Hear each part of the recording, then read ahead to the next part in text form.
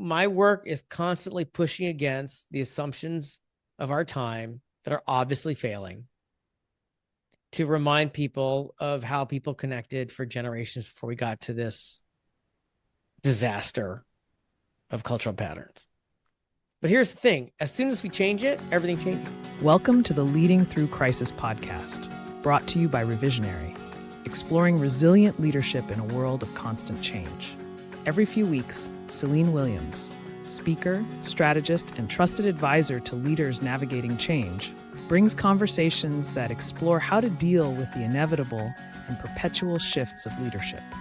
These discussions reveal practical insights, thoughtful strategies, and stories of resilience to help you lead with clarity and calm. My guest today is Charles Vogl, author, speaker, and leadership development advisor, who has worked with organizations such as Airbnb and the U.S. Army and is a thought leader at the Google School for Leadership. He's best known for his book, The Art of Community, now in its second edition. Welcome, Charles. Céline, thank you for welcoming me. It is my pleasure. The way we always start this podcast is I ask the question, the name of the podcast is Leading Through Crisis. When you hear that phrase, what does that mean for you, or what comes up for you? The way I define crisis as a working definition for myself is a crisis is when we come to a place where there are at least two outcomes that are possible, and we have to make choices to lead to one of those two outcomes, although, of course, there may be more than others. And, when I think of a crisis, I think of high stakes. I know colloquially, many people who have not had a lot of experience in leadership or maybe gotten out very much will mislabel challenges as crises. Mm-hmm. And sometimes we have to remind them that not everything is a crisis. But nonetheless, it's a point where it's incumbent on us to recognize what are the possible outcomes and to make choices and make investments to lead to an outcome that's better for our vision. Yeah. So I will tell you, having had quite a few of these conversations, that's a really unique and interesting take on crisis. And people very rarely, I don't think anyone in my memory has brought up the idea of making a choice, like that being part of where there's a decision to be made. I'm so confused because then it's not a crisis. You're just on a fatalistic journey. Right. But I think people often frame the experience of change or challenge as the crisis. Like the experience of it is what qualifies as a crisis. And I love what you're saying about there's a decision. That's part of it. All right, I am really confused because I don't know how you demonstrate any leadership. I don't know how you develop leadership. I don't even know how you call it leadership if there are literally no decisions to make. I agree. And I think that I just don't think people verbalize it that way. People are assuming there's a choice somewhere in there, but it's the experience of going through it, or, I'm choosing to show up this way in the crisis that is happening to me. Does that make sense? Okay. I'm just going to trust you. Yeah. Because you've obviously had more conversations and I'm just so shocked. You can tell by my reaction. But then what is... Listen, I don't love shocking you, but I'm pointing this out because I think the way you phrased it is so powerful and important, right? Like it is, we are making a decision, two or more outcomes, but there's a choice inside of that. And it sounds like part of the leadership piece, we're not saying all of it, is how you get to making that decision, how you make that choice. Okay. Is that fair that that's part of, like, when you think of the leading piece of it? Or I'm comfortable being wrong, Charles? The reason I'm pausing is there's so many layers to leadership, right? There's the values layers. There's the boundaries of the context, right? Like there's some things I can say to women in my family that that would be considered polite and helpful that I better not say to a new hire. Sure. It's not because it's just as generous or just as kind. It's just the rules are different. So, there's that layer. Then there's a layer of agency, like how much agency do I perceive or others want to give me, right? There's a layer of commitment and duty. So when you say, how do you get to that decision? I really appreciate Kevin Eikenberry's really great articulation in his work on flexible leadership. We have to recognize that different situations, and that I'm going to equate that with different crises, require very different responses in leadership. Yes. So when I'm presented a general statement about leadership crisis, I immediately become confused. Like I don't know how to answer this because I don't know what kind of crisis. I don't know what we're doing with. I don't know the outcome. Is it long term? Is it short term? Is it immediate? Are lives at stake? There's just all kinds of stuff. And maybe we should edit all this out because it's not helping anybody. It's just acknowledging my confusion on how to give a quick answer. So I don't expect a quick answer, and I don't think it needs to be edited out, because what you're acknowledging, which is really important, is that context matters for all of these things, right? Yeah. It is a broad statement. It's the name of a podcast. It's a broad statement. Leading through crisis is meant to be encompassing of a number of different things. It is not meant to be one thing, because context matters. And what you're acknowledging is, you're saying it. The context matters a lot.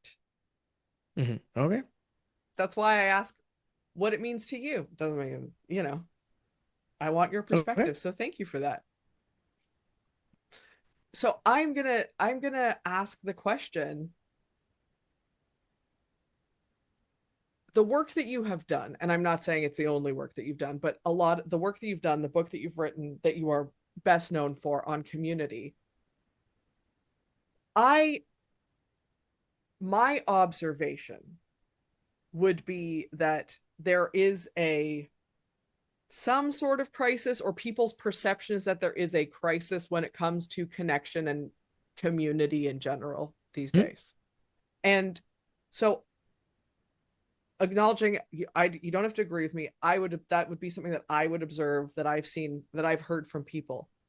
With the work that you do in terms of community, with the work that you do and what you've written about it, your expertise there, do you see crisis as part of that? Do you see it showing up? Where, I'm kind of asking a broad question because I don't know what your experience has been. So it's kind of an open-ended, what do you think?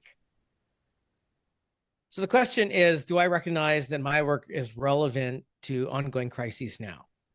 Great. That is a way better way of phrasing it. So unfortunately, the answer is yes. And let's define it just for the purpose of this conversation. Please. I'll say that it's a crisis because lives are at stake. And I wish there were another way. Okay. And if they weren't at stake, this might be a nice to have or an important subject, but that's not the reality of our time.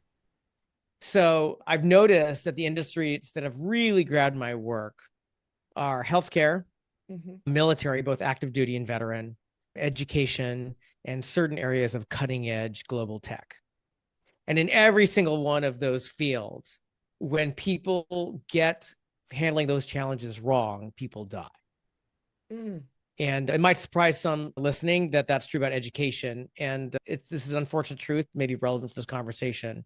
The mental health of our youth is so bad that the top universities in our country literally can't spend money fast enough to meet the mental health challenges they know that are present in their own student bodies. And I don't know if adults know that the mental health challenges of our country are so great that the top universities actually change their academic schedules to accommodate the mental health dangers of the undergrads. Not just undergrads, but including undergrads. They build in downtime in the schedule, so there's what they call a decompression time. So the stress doesn't build up, and we have, quite frankly, fatal choices being made. So that, to me, that counts as a crisis. And I wish it were another way. I wish when I talk to military families or veterans groups or people who work in the U.S. military, the stakes were not so high on the relevance of my work.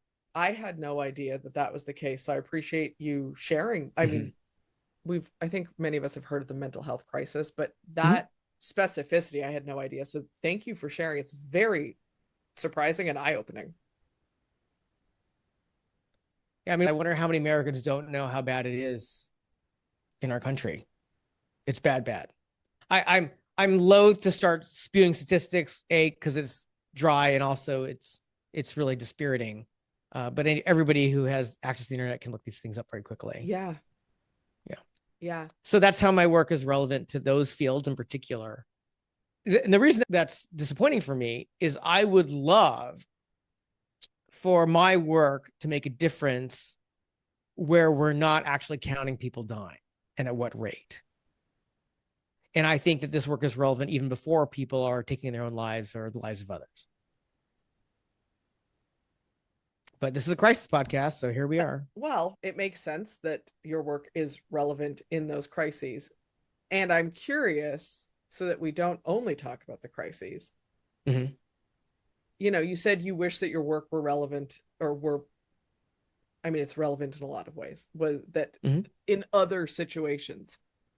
Where, in an ideal world, where would your work come into play? Where would be the ideal entry point for people when it comes to your work? Well, you're not helping something, because ideally my work is irrelevant. That the wisdom that I'm sharing is so obvious and so prevalent that there's no need for me to fly around and talk about it, right? But we can talk about, where and how it's relevant, even when people aren't necessarily, lives are at stake. Yeah. So I like to think of my work as not new, but simply me distilling and interpreting ancient wisdom that our families have been using for untold generations to knit people together in relationships that make us stronger and more resilient, more adaptable to get through whatever whatever comes up.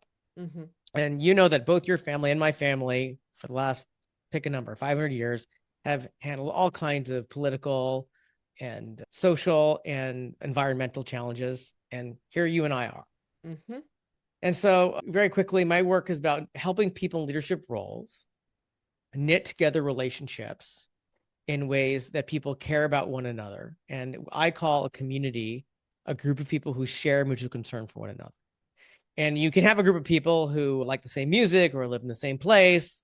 They might work in the same organization. But if there is no concern for one another, then I would not call that a community. I would call that a group. And there are things we can do that knit people together into community. And that's where my work is relevant. And unfortunately, it's terribly, terribly relevant in our time. One of the things that drives a lot of what I care about in the world of work is that we spend so much time at work or working that environment has by default become community or a source of community. But to what you're saying, it doesn't often have what you're defining as the key element of community. It's like work is our community center. Work has replaced where there was care from a church or whatever it was.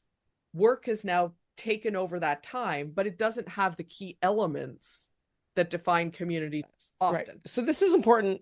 This is a good example where we need to start defining our terms. Sure. Because it sounds like you're creating connections at work or through work, right? But is that a community? And so when you get a really bad diagnosis, are there people that you can call? Exactly. Can call, will call, want the call to help you get through maybe 3 months of terrible recovery? Right. Right. And for many, many people, the answer is no. Absolutely. In fact, the statistics that were recently published by our former Surgeon General, Vivek Murthy, the research that he referenced says that half of Americans do not have 4 close friends to call. In fact, the research shows that half Americans have 3 friends or less. So if that's half Americans, and the research also shows that 1 in 6 American men have no close friends. Now, there's noise in the research, but that's the research that the Surgeon General thought was credible enough to publish. So when you go to a stadium and you look at 100,000 fans, consider that roughly 1 in 6, the women have slightly more friends than men, slightly. But roughly 1 in 6 Americans say they don't have one close friend call for help. And that's people who have no close friends. So when a kid gets sick, when there's a disaster in your family, when you lose a job, the experience of most of us is we are disconnected and alone. And that does not provide for resilience, and it does not provide for adaptability. Now, I know that you have organizational and corporate leaders listening to your podcast. That is also true in an organization. And so we know that we are operating in a time that's changing faster, maybe than any time in human history, certainly faster than we can keep up. And certainly 2020 showed us all the world doesn't care what your 5-year plan is. The world's going to happen. Yeah. So if you haven't learned that you have to be adaptable now, then you're not going to learn. Well, you can't be adaptable if you don't have people to call upon who have different perspective, different knowledge, different insight, you can do different things that you can in a world that you didn't predict that that's what you'd need. Right. Just can't be. And you certainly can't be resilient if you don't have a whole number of people that you can call upon to handle whatever is now facing, your resilience. So that's where my work is relevant when we're talking about leadership. People who are very sophisticated leaders know bad days are going to come. I don't mean bad days like I'm in a bad mood or, gee, my car is really hot. I mean, bad day like we don't know if the kids are going to make it. That kind of bad day. Yep. Bad day like we got to figure out how many of us are going to the ICU. So experienced and senior leaders understand we have to prepare for those days. And we know that we're living in a culture that is not naturally knitted together these relationships, right? People I'm interviewing, the interns that are coming in, people that I'm hiring, they're not getting these skills. Well documented, Surgeon General talking about it. So then there's my work where we can distill and translate very, very time-tested ideas to help knit together those relationships. And that's why organizations like the US Army and Google bring me in, because they understand this is critical for their long-term success. So I'm very curious. There's two things that came up as you were talking. The first one is based on what you last said, which is like, how do we build those connections, build that I would call intimacy in relationships where it's beyond something that is very superficial. So that's the first thing. And I'm going to say the second thing because it earlier came up, but it is related.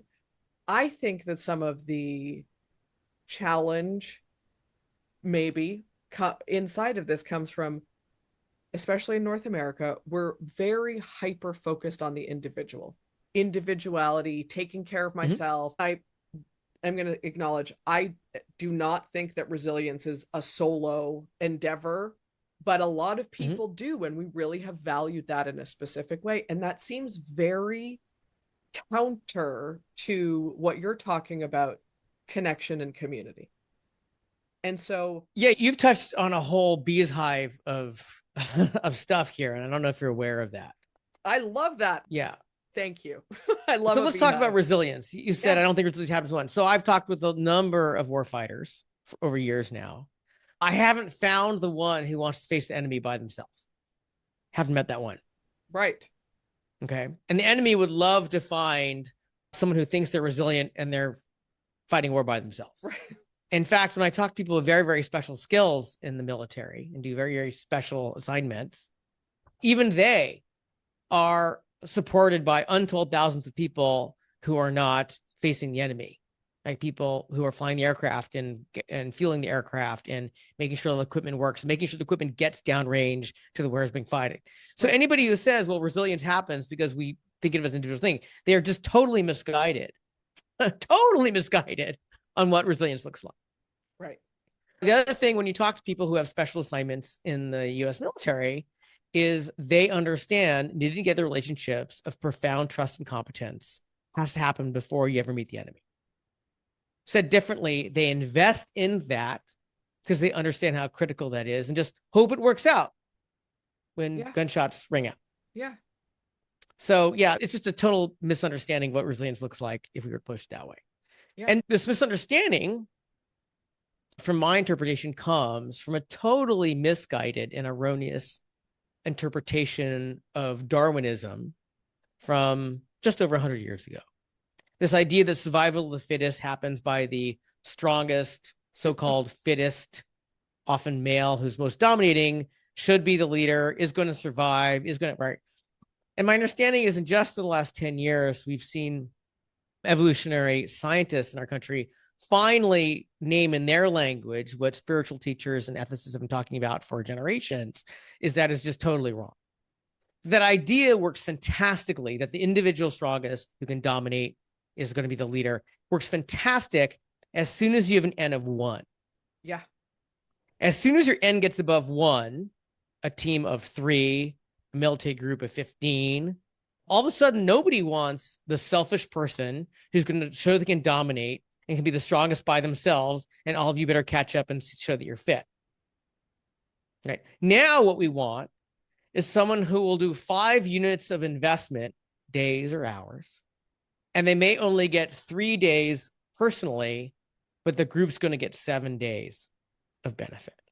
Right. And if you have a whole team that's willing to put in 5 days for a net 7 for the group, now you're unstoppable. Right? Yeah. And now you can adapt because you've got resources that you can generate and you're more resilient. Well, that means throwing away entire assumption that what we're looking for and what we're building for is individual strength and selfishness.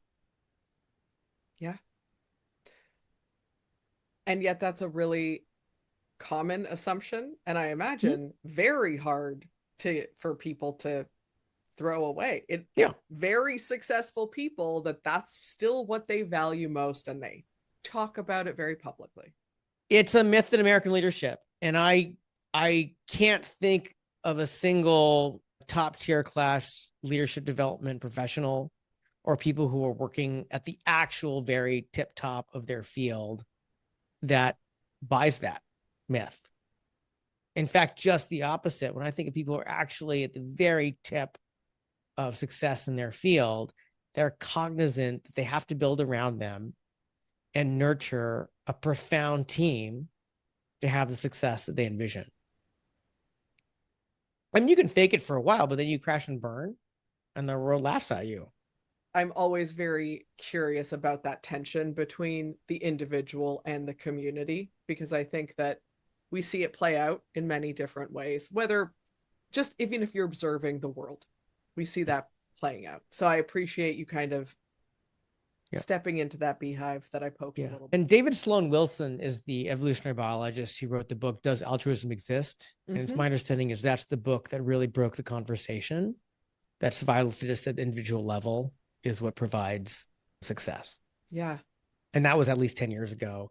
But as in all things academics, it starts at the top and trickles down. So it's not yet part of the mainstream zeitgeist. So to go back to the question that I kind of asked originally was, how do people build those deeper connections, go get into more intimate relationships, not romantic, but like intimate as in deep, especially in this world where, while we often talk about vulnerability and openness, people don't actually want to, show vulnerability and be weak. And that is part of connecting and authenticity and all these things. So how can people do this? All right. Well, you touched on many, many things. This is like mechanically, how does it happen? Charles, is I like to touch on. Well, I like to, the reason I want to break this down is I want to be really clear that there aren't just broad, trite answers that smart people are going to recognize broad, trite answers. And I don't like to provide those. Perfect. So you touched on the mechanics of it, and then you talked about vulnerability. And vulnerability is a very deep subject. Yes. Because there are cultural, learned gender roles and contexts that vulnerability play in. Yes. And that's, so I just wanted to say there's two separate things that we could talk about.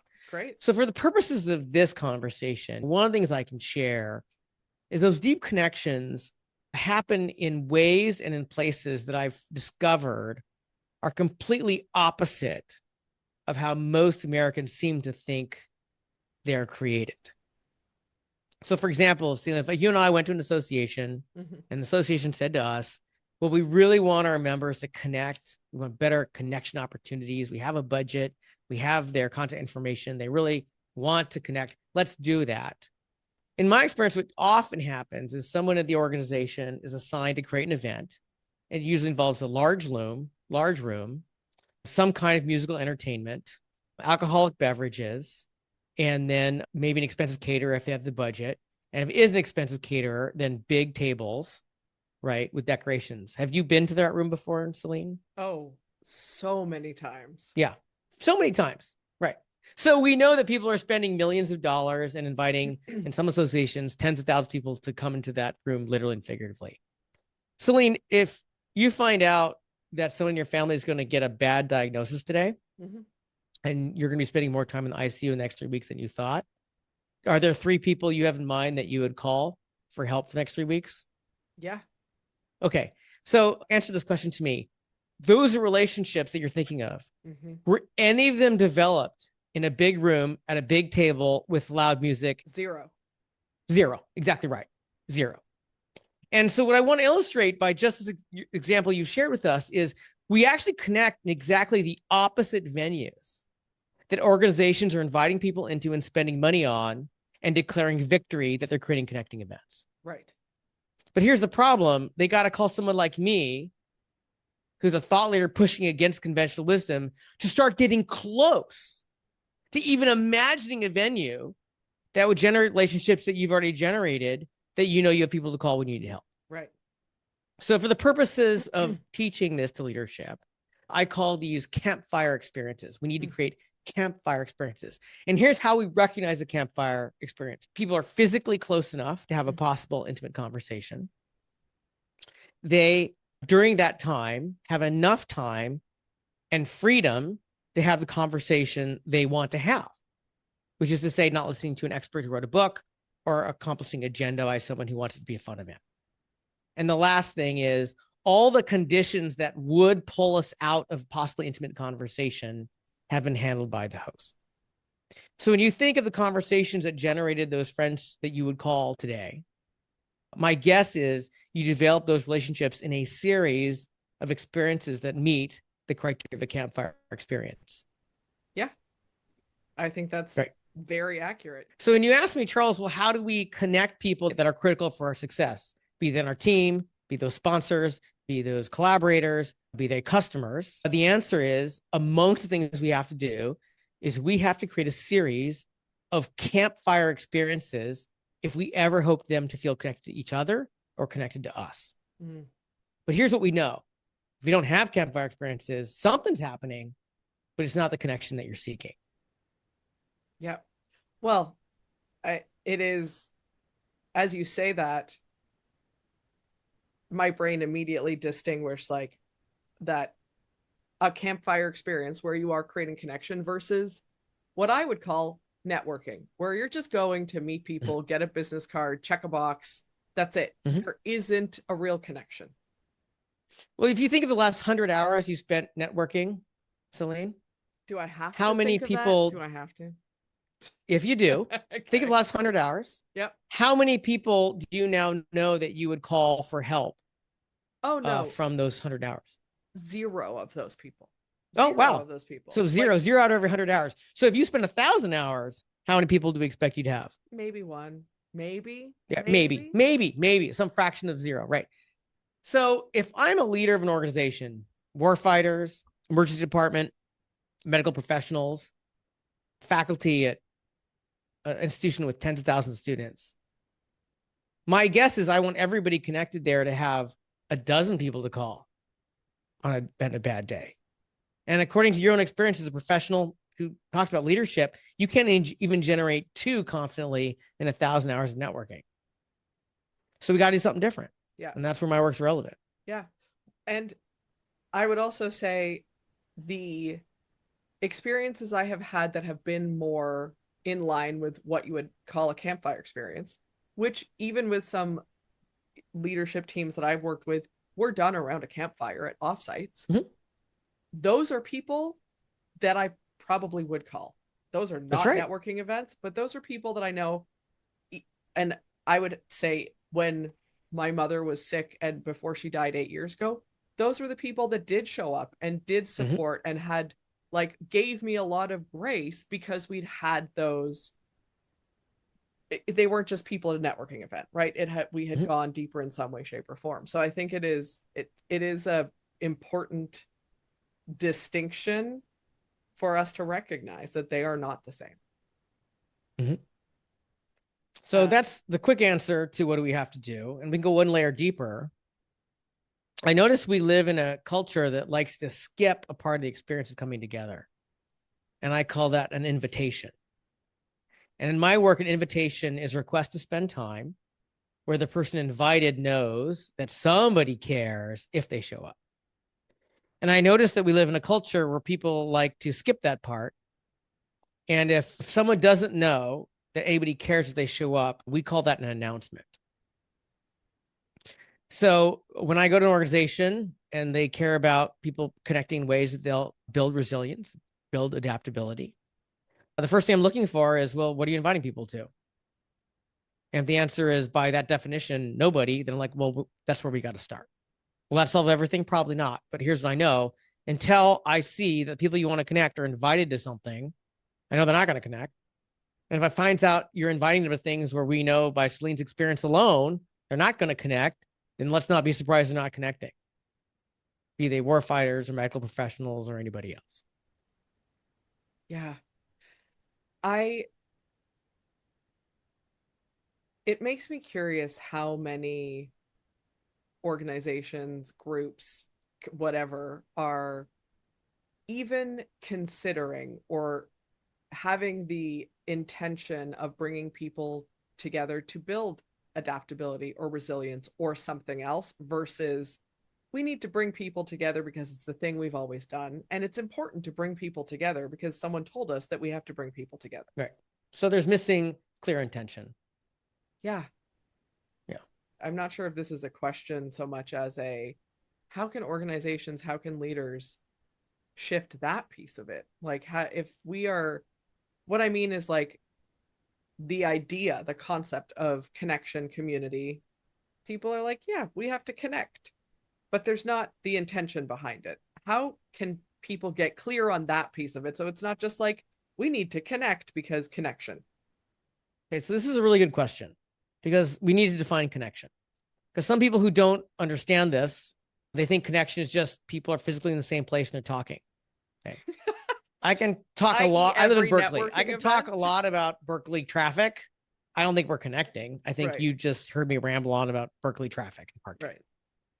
So I didn't invent this, but for purposes of my work, connection is when someone gets data so that they believe, and I hope accurately, that the other person understands them both intellectually and emotionally. So if we talk for 4 hours and all I hear about is how much you hate your neighbor, right? Are we connected? Well, I know you don't like your neighbor. Right. So one of the things that needs to happen is we need to create venues where people show up with an intention, where they can have a campfire experience, where they leave saying, oh, I had a conversation with Céline, which happened over enough time that she understands both intellectually that I'm an author, that I work in leadership development, that my work is sourced from spiritual traditions that have been demonstrating resilience and adaptability for over 1,000 years.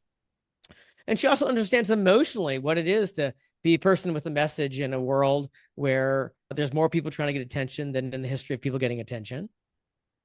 It involves flying around the world in time zones to have success, and my body's not getting younger. And then I have my own journey that I want to pursue. There's nothing to do with speaking about the basics of leadership development from a book I wrote, years ago. Right. Yeah. Now we're getting to connection because I understand that you understand both emotionally the journey I'm on and intellectually what I'm doing. And of course, there's infinite levels of that because we could talk about parenting, or we could talk about civic life or philanthropic life or spiritual life. But I need that venue, and we need to have an experience that speaks to that. And what I've noticed organizations do who aren't sophisticated yet, haven't called me, is what they say is, everybody, we need to connect. We're going to get an open bar at this club from 6 o'clock to 9 o'clock on Friday. And if you're not there, we know you're not a team player. Everybody with a parent is like, wow, from 6 o'clock to 9 o'clock on Fridays, I really want to be with my kids. And I don't want to be around drunk colleagues. And I don't want to do it in the room so loud I can't talk to them. And I don't want to do it surrounded by televisions with sports games on, with beer commercials on them. But I guess we're going to connect. And the success is exactly what you think it's going to be. Yeah. And now you see why Google calls me. Yes. And I just want to say thank you for defining connection the way you did, because that's, a lot of inside of these conversations, I do ask broad questions on purpose so that you can define it, because I don't want to assume what your definition is. And I will state my assumption sometimes, but I think it's important because context matters so much, and how we define things matters. And your definition of connection, I would guess, having been to a few events in my life and known a few people in my life, very few people have even thought about that as a definition of connection. Yeah. And yet it matters. That's why I do this. My work is constantly pushing against the assumptions of our time that are obviously failing, to remind people of how people connected for generations before we got to this disaster of cultural patterns. But here's the thing. As soon as we change it, everything changes. Yeah. But I have to push. I'm working with a national nonprofit right now. Later this month, they're having me fly out to their offsite for their national gathering. And they asked me to create some dinner experiences for both the whole national staff and then their executive team. And I lead these multi-hour dinner experiences that are profound campfire experiences for people who need to build these relationships, for that cooperation and adaptability. And we've been having planning calls with the staff. And I've given them the agenda, the flow of events, what we're going to do, what we need to prepare. And at every stage, they say, oh, that's great, but can we add this part where we have people stand up and tell stories? Can we add this part where we'll give people assignments to do this thing? Can we add this part where instead of just the blessing, could we have 6 people each offer a blessing in their tradition? They want to fill the time with programming. And we just spoke that at campfire experiences, right, people are physically close enough to have intimate conversation. They have the freedom to have the conversation they want to have because they're not listening to people stand up giving stories that you programmed in the middle of this. And it's hard for me to believe. I do believe it. It's like, you told me you wanted something different. You know what we're trying to do to create something different. And in every conversation, your knee jerk, the compulsion of our time is to fill this with distraction. Yes. That's what it is. It is filling it with distraction. Right. I'm sure you've said that 100 times, but that is a great way of phrasing it. Can you imagine these conversations with these friends I don't know yet who are there for you when you need them? Can you imagine if when you gather with them, someone says, great, you're going to talk, but before, could you stop talking and face the front of the room and listening to these stories of people you don't know who are going to share a story that you didn't prompt them on? Would that have deepened that friendship? No. Now, I'm not saying that's bad. And there can be appropriate venues for that. But notice that we're trying to create an event to help knit together relationships of resilience for this team. And they just keep wanting to pull it back into something else. It's a thing. Yeah. You mentioned that in the work you do, you're constantly pushing against the biases and assumptions that suck and got us to where you didn't say suck, I'm saying suck, that are not so great and suck and got us to where we are now. What are some of those? I love calling out biases and assumptions. So fully this is my bias, is I love calling these things out. So I'm curious what some of those are, or some of the patterns that you see in those are, and the biases and assumptions. Right. So the first one maybe I'm going to start with, because I see it everywhere, is this assumption that we need to be entertained all the time. And Céline and everyone listening, if you think of the conversations, the experiences, the walks on the beach, the actual campfire sitting that you did, that generated relationships that mattered to you, did you need more entertainment? No. In fact, that would have really made you mad if someone said, oh, wait, I got a banjo player here to entertain you while you're doing that, right? Yep. That's not to say entertainment is bad, but we don't need the entertainment. Right. We need the context, we need the intention, we need the invitation. We need a venue that's safe enough and calm enough and warm enough, and you need to be fed enough, but I don't need the entertainment. Yeah. So that's one thing I have to push against. The other thing is, I noticed we live in a time where people who create events, be there for a large organization or a nonprofit, small nonprofit, they want it to look good in a photograph. Oh, Instagram, right? It's all about that. Like I call it, whether it's Instagram or a quarterly report, they want a really good photograph. Yep, agreed. Again, Céline, think of your top 10 best friends and the best times you had with them, sharing that and stuff. Maybe some of them had a crisis and you showed up late in the night. Was that a good photograph? No. No, none of it was a good photograph. And if somebody was watching you from 100 feet away, hopefully not listening to a private conversation, my guess is they would have thought it looked really boring. For sure. So what we need to understand, we have to push against is the best events look boring and they're never good for the photograph. Mm-hmm. If you want to do the photograph before or after, God bless you, whatevs. But if what you actually want is your team where lives are at stake, if they don't have the resilience and adaptability, notice the events you're going to create are going to look boring and you're not going to have great photographs when they're working. I think that is a very astute observation of a bias, because I think of when I'm with people that I'm really connecting with, the last thing we're thinking about is photographs.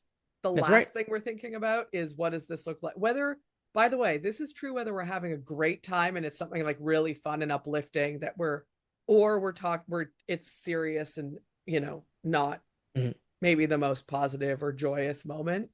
In neither circumstance are we like, ooh, you know what matters? Let's take pictures now. Doesn't happen. Mm-hmm. Are there any others that you think I can go on for a long time. That's why I have plenty to do, right? Yeah. If this was easy, then people wouldn't call me. Another one is there's a wholesale disrespect for the scale of interruption cell phones and devices have on relationship building. They're so toxic that the research shows that even having a cell phone in view erodes our time with other people, even if it's not being used. And then when it is used, in the research, they call that phubbing. You're snubbing someone for your phone, it's phubbing. Then that, of course, takes it a whole nother level.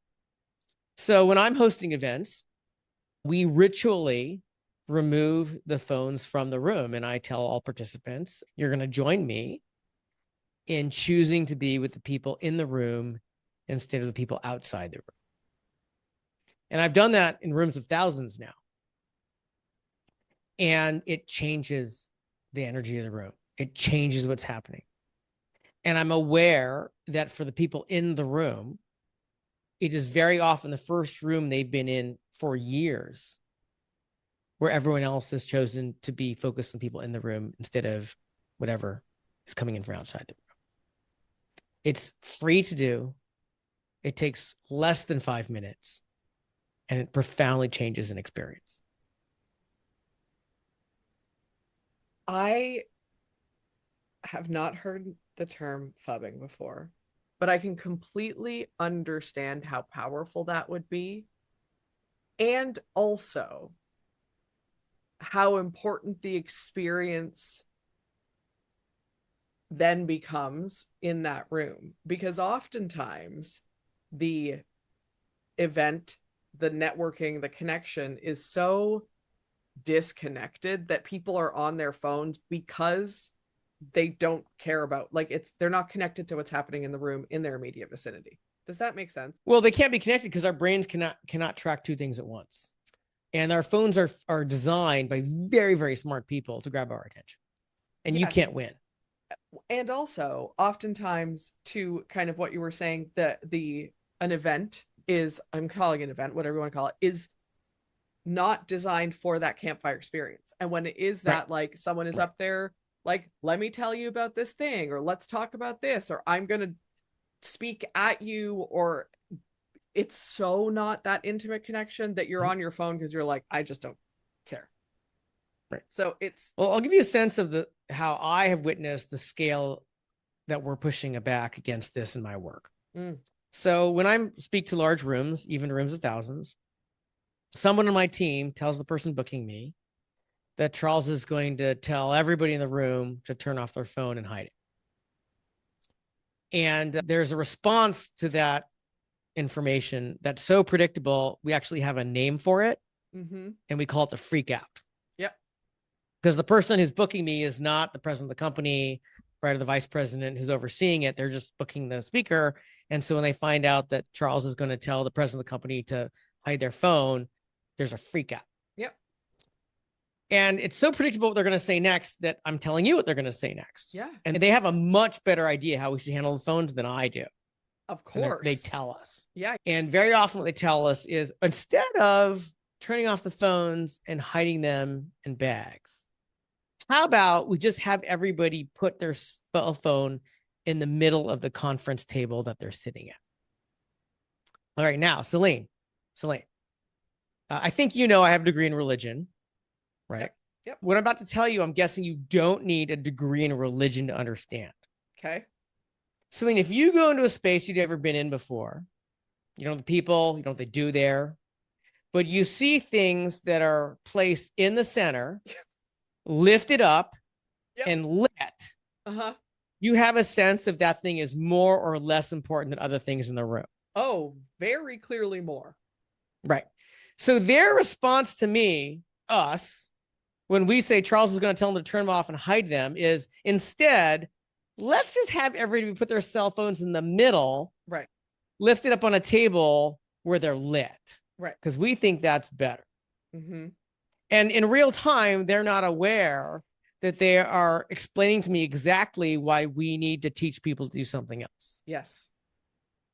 And here's the irony. They're flying me in because they want someone to teach them how to better connect people they want connected to face critical challenges. Right. Right. Yeah. Well, and, nothing says we need to connect people to face critical challenges like, let's put cell phones in the middle of the room in a way that makes it look like we're worshiping them. You are. Right, yeah. You are. Yeah. As soon as someone says stop using it, you say, well, I'm going to put it in the most honorific place in the room. That's right. Right. Don't forget about us. Like, it's literally where you would put a token from your grandfather that you brought to the conference. You literally put it in that place. Yeah.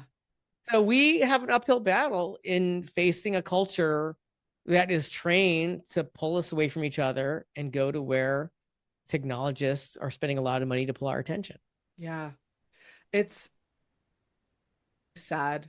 Just, it's a word that comes to mind. It is sad. It is sad that it's profoundly sad that's where we're at. And that also our human brains are so simple in some ways that we get distracted. Like, it would be wonderful if it was easy for us not to fall prey to the distractions of a cell phone or that technology. And I think that's a little bit simplistic, because very smart people have spent many, many years and a lot of research money to figure out how to hook us. Yeah, I agree. And kudos to them. They figured it out. 100%. But we just need to respect that, that's what's in our space in the midst of this crisis. Yes. If you think of all the young people in your family, I don't know how many nephews, nieces, kids, but if you think of the young kids in your neighborhood, how many of them you wish for them to go into rooms where the English-speaking adults are one hair away from worshiping the devices that connect them with people outside of the room? Yeah. Right. I know that sounds dramatic, maybe even hyperbolic. And the truth is, I don't think it's hyperbolic. I don't think it is either. Mm-hmm. That's the and hopefully my work will be irrelevant in a generation and people will just know this is stupid and toxic. But in the meantime, it's a big deal. It's relevant and important. Yeah. Is what and nobody wants to hear it. Because everyone wants to nobody wants to hear it, because they want to continue doing what they've always been doing. Hence why I asked about biases. They want to continue doing what they've always been doing. They want to be told that they're right and this is the right direction. They don't have to change anything to get to where they want to go. Right? That's also the reality. Before we wrap up, I'm going to ask the question, is there anything that we didn't get to that you want to bring up, or something you want to emphasize that we spoke about, or you're good and complete and neither of those things are true? Well, as soon as I'm aware that some listeners may be thinking, well, gee, how can I create campfire experiences, invite people to things that are enriching and whatnot? What we haven't talked about is fun. All the people who are important in your life that you would call upon and want to get the call, you have fun with them. So I'm not talking about the subject at an academic level, like technically this is what we need to do. And by the way, if it's not fun, you're doing it wrong. Right. And if it's not fun, people don't want to show up. So we haven't talked about it, but my work's about creating fun, not wacky fun for the sake of wackiness, but fun in the sense that I want more of that. Yeah. I enjoyed that time with Céline. I enjoyed that time with my neighbors. Right. And so this should be fun. And the irony is, I think there are a lot of Americans who are really resistant to adding more fun into their life, even if it's what makes us more resilient and more adaptable in a time where we need both. Yeah. Can I ask you a question about that? Okay, you can ask a question on your podcast. So this time, Céline. I thank you. Okay, so truly, one of the things that I hear a lot in the world of leadership and just in the world right now in general is like, adults don't play enough. We need to play more. Play, play, play, play, play. And that word comes up a lot. And I don't think it's the same as fun necessarily, because I think oftentimes we're creating play in this like arbitrary or childish or when people are creating experiences different than fun. I'm curious for you if you have any thoughts on that, or if there's a distinction for you between play and fun, because there are literally, and no shade to play experts out there, but there are people who are like, I'm a play expert and this is what I do. So I have spent many hours speaking with one of the foremost play experts in the world, who's a Stanford professor, and he actually changed my life in those conversations. Fantastic. And made me think a lot about play, and it's relevant to my work. Yeah. For the purposes of my work, I would distinguish play and fun, because I can do something that's work and it can be fun. Yes. I can make a dinner for 10 people, and that is by definition work. I'm investing time and resources to create an outcome. Yeah. But it can be fun, and it can be way more fun if I have other cooks with me. But my understanding is play what we do for the sake of it. We would call that intrinsic, right? So I play pickleball to play pickleball, but I cook to serve a meal. I don't cook to cook. Right. Right. Right. And what we need to understand when we talk about fun is people have radically different ways of having fun. And so when we create campfire experiences, when we invest in creating time for our people to connect, if we don't respect the people of radically different ways of having fun, then what we do is we punish the people who don't have that kind of fun. And we can actually fall into coercion by having them come. So for example, I would love to go to a seminar on the last 150 years of circus arts evolution and their references to the Renaissance. I would love to go to that, right? Maybe go to Paris, spend time in Montreal. I don't know if I know 30 people who would want to join me on that. I know a lot of people who would love to go to a costume party with a lot of beer. And I would pay an amount of money not to go to that party. Yeah. Yeah. Now, that doesn't make either of those experiences bad or one better than the other. But if you say, well, Charles, we're getting together as a team of authors and we're going to spend every Friday night at a costume party having the best German beer, well, I'm looking for a subscription to get out of that. Right. And you're like, well, gee, you must not be a team player. You must not be cooperative. Right. And if I invite you to one 3-day seminar on the history of circus arts, you may never want to hang out with me again. Right. The point is, we have to be respectful in what's going to fit. And that's why one suit doesn't not only fit for all people, but we can't necessarily take a model that worked for another team or another culture and expect us to work, for our team. Right. I appreciate that distinction. And for what it's worth, I would happily come to that seminar with you because. Oh, fantastic. So I know one other person now.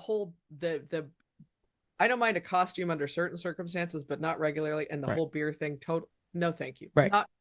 But we would sit through a 6-hour seminar on circus costumes, and how they reference, Renaissance fashion. Absolutely. Happily. Right. So it's not that we're against costumes. We're not anti-costumes. Nope. That's just, I love that as an example because it is, people experience fun differently. That's right. I think a lot of times we try to, structures are great. And when we are trying to impose a structure on everyone, expecting that everyone's going to have the same experience, we're missing the whole point of individuality, and everyone has their own experience. Everyone is different. It's the beauty of all of these things. Right? Stuart Brown. And I don't know if he's still teaching at Stanford. He was when we were speaking. And he has the book on play. Dr. Stuart Brown. And he also lists different archetypes of play that people respond to, which taught me that and how much people differ in their relationship to play. And how much in my work when I'm teaching, we need to honor that. Yeah. Which is why when people say, well, we're having a sports night on Friday night, everybody should come. If don't come, you're not a team player. That's toxic. Because it's not fun to everybody who doesn't like sports bars. Amen. So you're not building connection.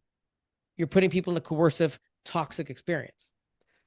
So I refer to that often as forced family fun, where it is like, and I don't only mean family, but in a work environment where it's forced family fun, forced fun, because it is toxic for some people. Some people are like, this is the best thing ever. I love this. And the people who are like, this sucks. I hate it. I don't want to be here.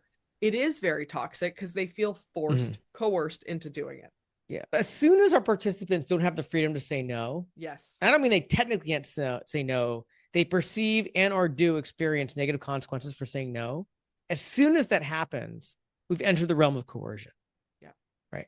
So you could invite me to a fantastic dim sum lunch by a top 5 dim sum chef in the Bay Area. And I would normally not only go to that or bring my wife and spend money for that. And you can invite me. As soon as you say, you need to come, you need to bring your wife. And if you don't, we know you're not a team player and you probably don't fit here. Same people, same lunch, same location, same date. And all of a sudden, I don't want any part of it. Yes. So a lot of organizations don't understand that they're toxifying their event before it even starts because they're disrespecting the context we need for that connection to happen. I love that you shared that because I think it's really important for anyone thinking whether it's an organization creating a large event or a leader thinking of a small team of whatever it is. I think that's incredibly important to consider and to really think about when you're putting anything like that together. So thank you for sharing that. I appreciate it very much. And generally, thank you for coming on and sharing so much and being so open. I love this kind of discussion where you're so clearly an expert in community connection and also can add all these different layers into it. I love that kind of conversation. I know our listeners do. So thank you so much for coming and being a guest and sharing so openly with us today. Well, delighted to be here. And for anyone who is listening or watching, there will be more information in the show notes, but you can check out Charles's website is Charles Vogl, and that's Charles spelt the normal way, VOGL.com, and all links and show notes. There will be a link for the book as well. So thank you so much for your time today, Charles. Much appreciated. And let me share before we sign off, on that website are free downloads. Fantastic. For anybody creating connecting events. And we created those explicitly because flying around the world, I noticed people didn't have the principles to make connecting events connecting. Those are free. They're under the downloads page. And then just in a couple of weeks, we're going to release the guidelines for the multi-hour extended, we call them sacred dinners for deep friendship that I offer, that I create, so that anybody can take those guidelines, if you so choose, create them for yourself without me. We will definitely link those in the notes. Thank you for that. I hope one day to come to one of those sacred dinners of yours, because that sounds right up my alley. Fantastic. You've been listening to Leading Through Crisis, hosted by Céline Williams and brought to you by Revisionary. To learn more, visit leadingthroughcrisis.ca. Connect with Céline on LinkedIn and explore the show notes for resources and next steps. Until next time, keep leading with courage and clarity.